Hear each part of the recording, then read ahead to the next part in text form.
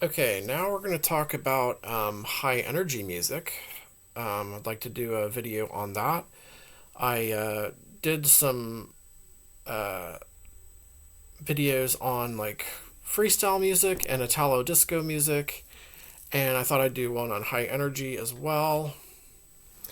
I'm doing these videos because I love the music and I'd like to get in touch with others who like to talk about and love the music too. So that's why I'm doing these. um, Instead of just like uploading music, I like to talk about the music that we've all heard and loved, um, or anybody that's interested and wanting to get into it for the first time too. Um, so high energy music, it's a genre of up tempo um, disco or electronic dance music that originated during the late 70s and early 1980s as a music genre typified by its fast tempo, staccato hi-hat rhythms, um, reverberated intense vocals, and pulsating octave bass lines. Bass lines, not bass lines. Um, it was particularly influential on the disco scene. Of course it was. It's pretty much where it came from. Um, Whether high energy is more rock oriented than standard disco music is a matter of opinion. Rock oriented. High energy can be heavily synthesized, but it is not a prerequisite. And whether it is devoid of funkiness is, again, in the ear of the beholder. Certainly, many artists perform their vocals in R&B and soul styles on high energy tracks. Yes. Um, let's see here. Um, the genre's tempo ranges between 120 and 140 beats per minute. The tempos cited here do not represent the full range of beats of high energy tracks. Rather, the tempos are retrieved from one source, which is not an expert musical reference, but a sociological study of dance culture. Lyrics tend to be overly campy, kitschy, tongue in cheek, sexually suggestive with double entendres. I don't even know what that means. But also occasionally sentimental or maudlin. Yeah, there's a wide ranging, like, um, kinds of lyrics. The sound of high energy dance tracks, particularly electronic dance or disco, is immediately identifiable by its iconic bass lines. Pioneered by producer Giorgio Moroder, often programmed in repeating bass sequences, particularly 16th notes, which is characteristic of the high energy dance, electronic dance sound, as in I Feel Love, performed by Donna Summer. Well, that's an early track. Is that even high energy? Like, classed as high energy? This is maybe like the beginnings of it. um, the rhythm is characterized by an energetic staccato sequenced synthesizer sound of octave bass lines and or where the bass often takes the place of the hi-hat, alternating a more resonant note with a dampened note to signify the tempo of the record. There is also often heavy use of the clap sound found on drum machines. Uh, so, let's see here. Okay. One form of high energy, as performed by Megatone Records artists and Ian Levine, um, is it Ian Levine or Ian Levine? Ian Levine, is an up-tempo disco and dance music, whether containing octave bass lines or not, that often features covers of classic Motown hits and torch songs, and is often theatrical in performance, featuring female and male musicians with facetious diva personas and male musicians sometimes in drag, such as Sylvester and Divine. I really like Sylvester. That's one of my favorite hi-NRG disco singers, musicians. He's really good. He really kind of personifies the genre in the States for sure. Um,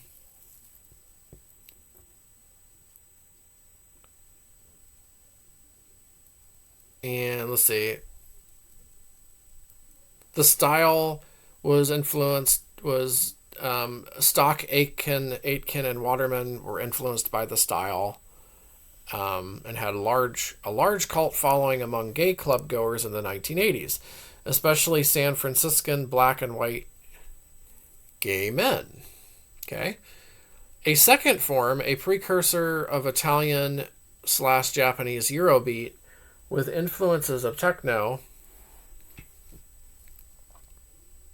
and early Chicago house, primarily focuses on its characteristic sequenced octave jumping bass lines above anything else. And in this form, hi-NRG managed to surge into the mainstream with artists like Stacey Q, Kim Wilde, and Laura Branigan. The octave bass lines are also found in Electro Clash, and in both cases may be traced to synth pop and even further back to Giorgio Moroder's I Feel Love with Donna Summer. So, let's see here.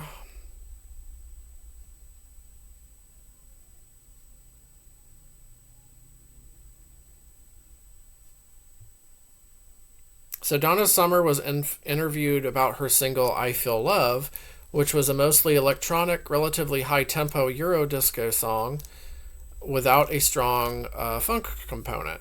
In the interview, she said this song became a hit because it has a hi-NRG vibe. Maybe that's where it came from.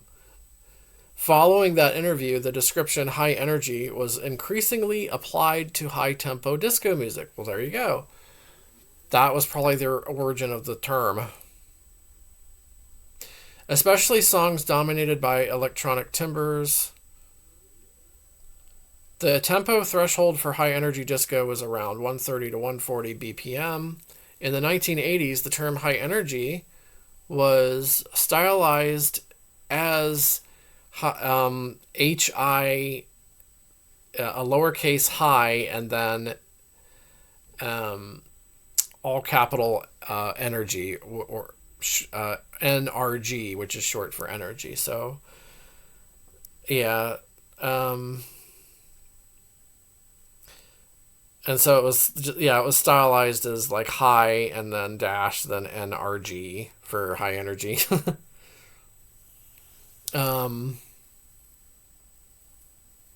Eurobeat, dance pop, and freestyle artists such as Shannon, Stock Aitken and Waterman, Taylor Dane, Freeze, and Michael Cimbello were also labeled as hi-NRG when sold in the United States.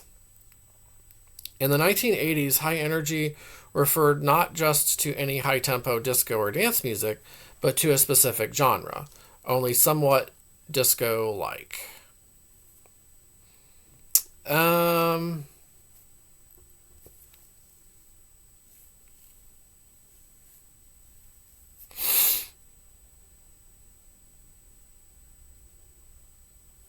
Okay.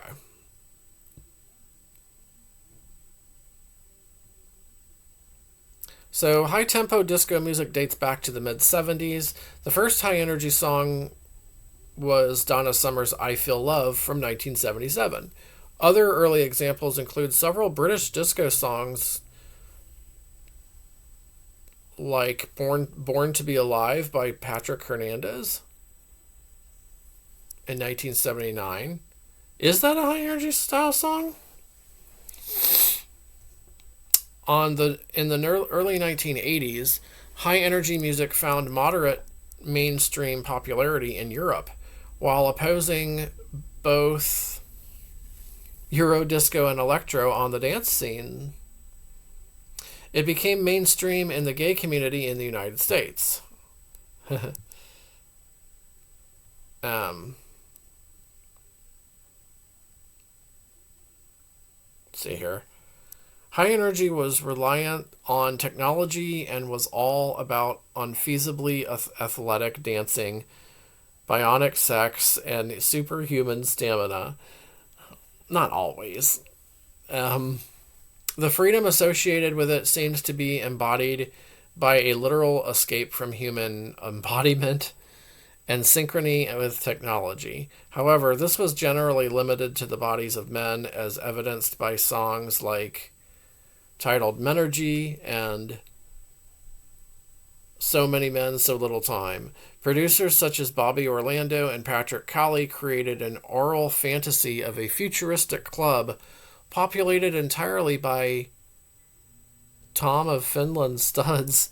Now that's just one part of high energy music. Like, there's all different kinds of high energy music that didn't rely on like bodies of men. That's just a part of it. During the same period, a genre of music styled as high energy became popular in Canada and the UK. The most popular groups of this style are Trans X and Lime. See, that's the high energy I'm most familiar with. The stuff from like Canada and Europe, which would be Eurodisco and Italo disco. But like for high energy in particular, I'm more familiar with the Canadian stuff than I am the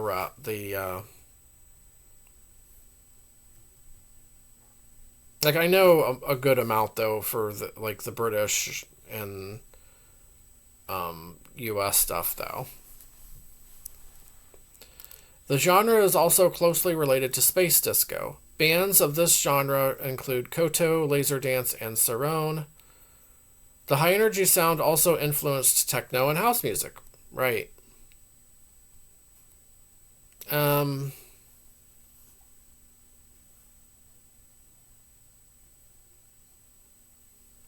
Now, the British high energy I don't care that much for. Like Hazel Dean and Evelyn Thomas are popular acts with the British high energy. I'm more of a Canadian high energy fan. Like Lime, Trans X, um, uh, Taps, um, Susie Q, not Stacy Q, Susie Q. I like Stacy Q too though. Um, the Canadian high energy, I really really like that stuff. See if I want to include anything else here.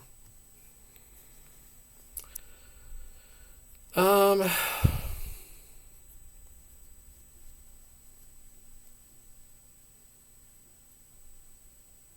let's see. American Music Magazine Dance Music Report published high energy charts in the mid to late 1980s as the genre reached its peak.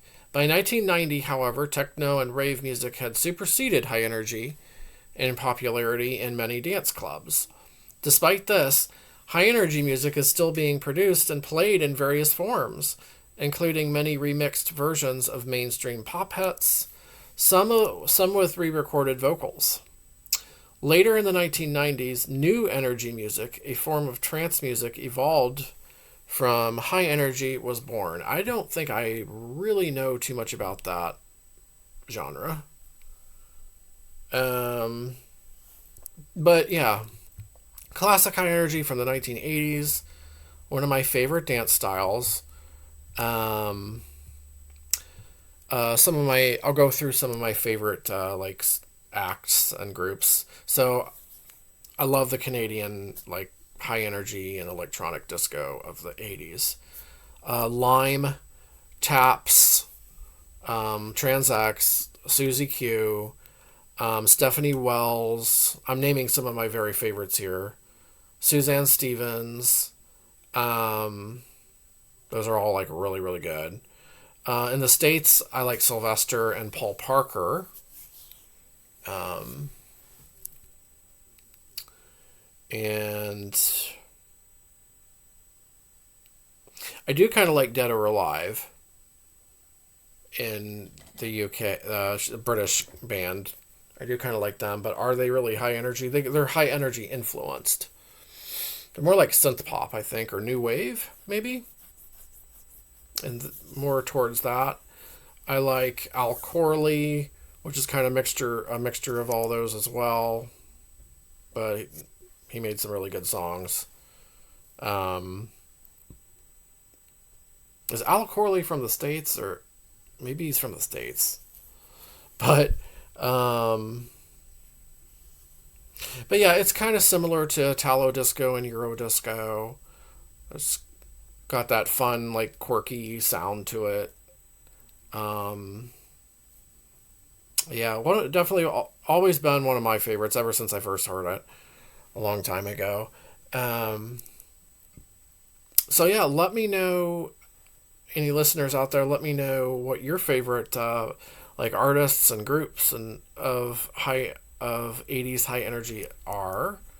Anything that you would like to add in the comments below about the genre, please go ahead and do so for sure.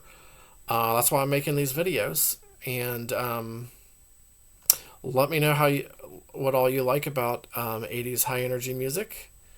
Are you a big fan of Lime and Taps and like groups from Canada like that, as I am, as well as like Sylvester too in the States? And I'll be back with more of these videos about music that I love from the 80s and 90s. I'm not sure which one I'm going to do next, but I will be back with another one here soon. Thank you for watching.